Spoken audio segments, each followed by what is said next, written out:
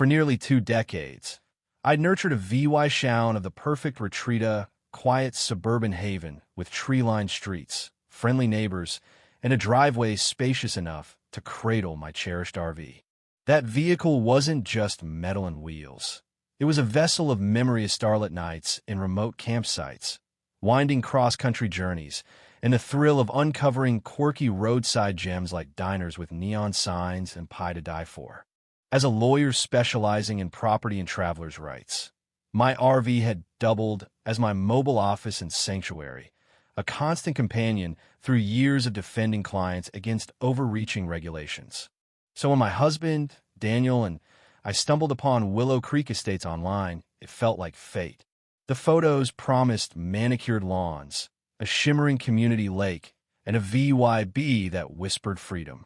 We traded our claustrophobic city apartment for a 2-story craftsman-style home with a sloping lot, a porch that begged for rocking chairs, and most importantly, a driveway that could comfortably fit our RV alongside our cars. It was our chance to plant roots without sacrificing the open road. We rolled into Willow Creek on a crisp October afternoon in 2025, the MOVY-ing van lumbering behind my RV like a loyal shadow. The house was even better in person. Honey-colored brick, a towering maple shedding crimson leaves, and that glorious driveway stretching wide and welcoming. Barely 2 hours into unpacking, a sharp rap on the door interrupted us. I opened it to find a woman standing there, her ash-brown hair cut into a severe bob that framed her angular face like a helmet. She wore a crisp blazer and skirt, her arms cradling a thick binder labeled Willow Creek HOA guidelines. "Welcome to the neighborhood," she said, her voice clipped, her smile tight as a drum. "I'm Evelyn Pierce, VYCE president of the Homeowners Association. Some call me EVYE, though I prefer the formality." Her eyes darted past me, landing on the RV with a flicker of disdain. "I brought the rules to get you started properly. We're quite particular here, especially about vehicles." Her tone carried an edge that set my lawyer instincts buzzing, but I kept my expression neutral. "Nice to meet you, Evelyn. I'm Lauren Hayes, and this is my husband, Daniel." She waved a hand as if my introduction were an irrelevant detail. "Yes, I'm aware of the new arrivals.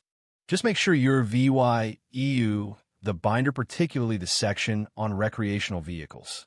We value a pristine aesthetic." She thrust the binder at me, her gaze lingering on the RV as if it were a blight on her perfect world. I took it with a polite nod. "Thanks, we'll look it over." "Appreciate the warm welcome." She didn't catch the faint sarcasm in my voice or didn't care. With a final glance at the RV, she turned on her heel and strode off, her posture radiating judgment.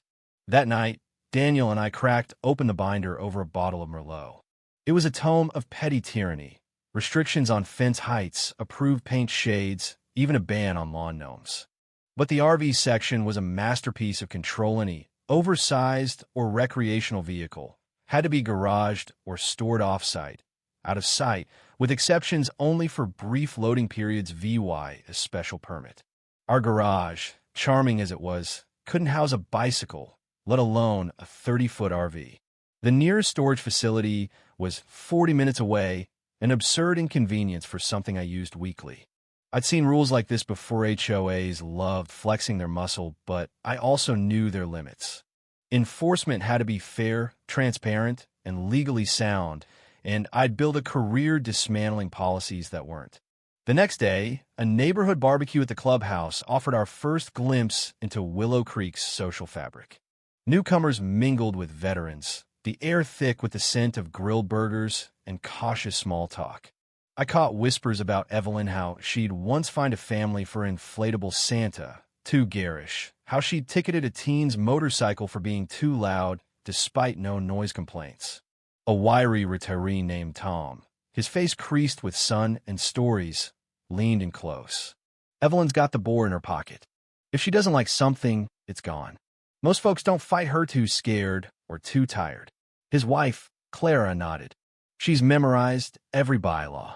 Argue, and she'll bury you in paperwork or threaten legal action. It's easier to give in." I sipped my lemonade, filing away their words. They didn't know I'd spent 18 years battling bullies just like her. Then came the notice. 3 days into unpacking, I found it taped to our door, a stark, white sheet screaming notice of vehicle violation. It cited Article 7, Section 9 of the HOA Covenants, demanding the RV's removal within 48 hours or face fines and towing. I stared at it, a slow burn rising in my chest. This wasn't just a rule. It was a gauntlet thrown down by Evelyn, a test of how easily we'd bend. Daniel peeked over my shoulder. She's not wasting time, huh? I shook my head. She's counting on us to panic. Big mistake. I called the HOA office, NAVY, gating a maze of automated menus, until Evelyn's voice snapped through the line. Yes, Lauren, I assume this is about your RV? Her smugness was palpable. It is, I said evenly. I'd like to request a hearing or discuss options. We're still settling in 48 hours isn't reasonable. She laughed, sharp and dismissive. The rules don't bend for newcomers. Read your binder. If that thing isn't gone, we'll escalate.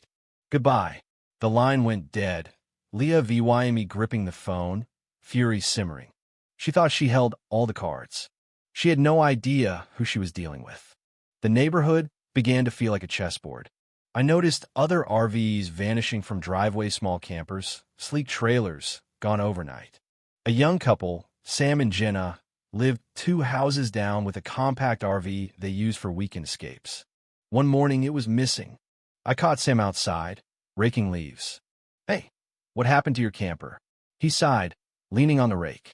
Evelyn hit us with a due law 300 fine last month set at VY OLAD, the aesthetic code. We fought it, but she threatened to tow it. We're storing it 40 miles away now. Can't afford the risk.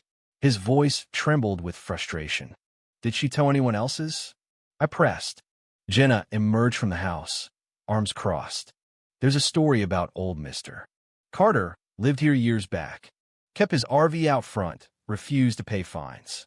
One day, it was just gone towed, they say, on Evelyn's orders.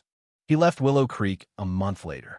No proof it was her, but she trailed off, eyes uneasy. That sealed it. Evelyn wasn't just enforcing rules, she was weaponizing them, banking on intimidation to keep residents in line.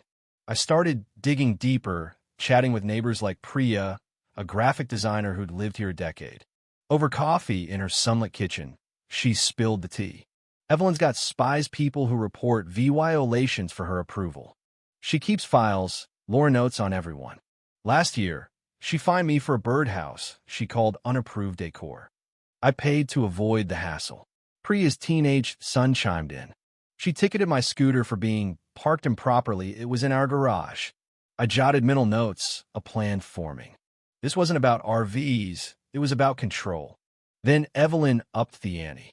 A glossy flyer appeared in every mailbox, featuring a grainy photo of a dilapidated Are Not Mine Parked Askew. Eyesore or adventure. Protect Willow Creek's charm. It blared, urging residents to snitch on RV owners. It ended with Evelyn's email and a call to join the compliance campaign. It was a smear tactic, pure and simple, designed to turn neighbors into enforcers. At the next HOA meeting, she stood at the podium, clicking through a slideshow of rusted trailers and graffiti-laden vans, none from Willow Creek. These monstrosities tank property values, she declared. Their safety risks bests, noise, strangers lurking. We must act. Some nodded, swayed by her fear-mongering. Others shifted uncomfortably. I stood, voice steady. I'm Lauren Hayes, new resident. I get the need for standards, but threatening to tow personal property without due process is shaky ground legally and ethically. I'm an attorney specializing in property rights. These rules might not hold up under scrutiny. Evelyn's face tightened, her composure cracking. We know who you are, she snapped. If you can't follow our covenants, leave. We have legal backing. I smiled faintly. I'd love to see that opinion. State law requires notice, a hearing, and a court order for seizures. Anything less, and you're in ting trouble. The room buzzed. She slammed her gavel. Meeting over. But the seed was planted. The turning point came a week later. I was pruning roses when a tow truck growled down the street, lights flashing. It stopped at Sam and Jenna's, backing toward their freshly returned RV. Jenna bolted outside, clutching her phone.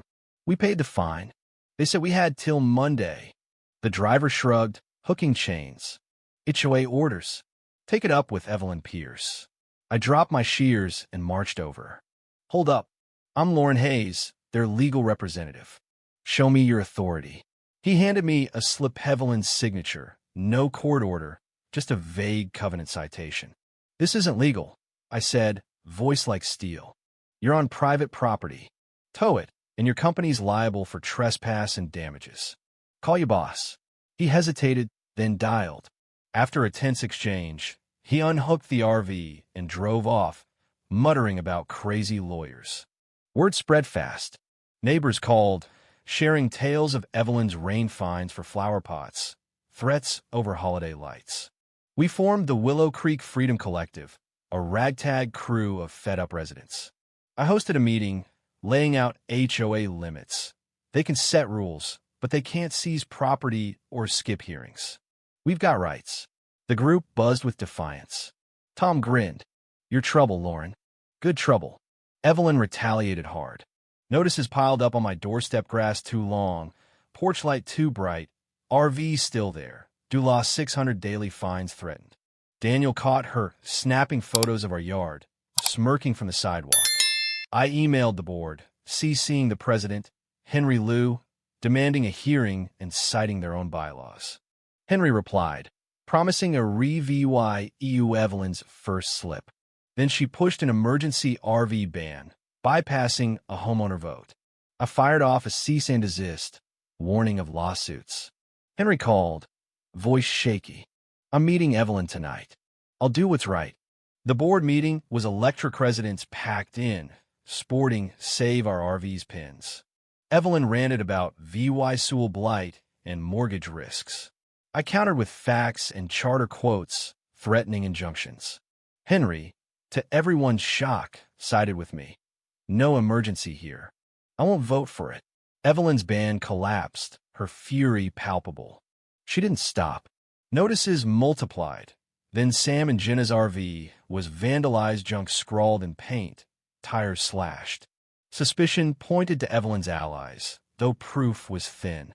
Outrage fueled a second suit. Harassment, illegal towing attempts, damages. Henry turned over damning emails, exposing Evelyn's schemes. The trial was swift. The judge dismantled her defense. Aesthetics don't trump due process. We won, fines refunded, towing banned without hearings, Evelyn personally liable. She faded from power. The board restructured. RVs returned, gleaming in driveways. One evening, as Daniel and I loaded ours for a mountain trip, Tom dropped by with a beer. You shook this place awake, Lauren. We owe you. I grinned, watching the sunset glint off the RV. Just doing what I love, keeping the road free. Willow Creek breathed easier, a community reborn. If you were the one in this story, how would you react? Would you stand up and fight back, or accept the unreasonable pressure and control from the HOA? Share your thoughts in the comments below. And don't forget to subscribe, like, and share this VY Deo with more people. Your small action gives us the motivation to keep bringing you more intense and engaging stories. Thanks for watching, and we'll see you in the next VY Deo.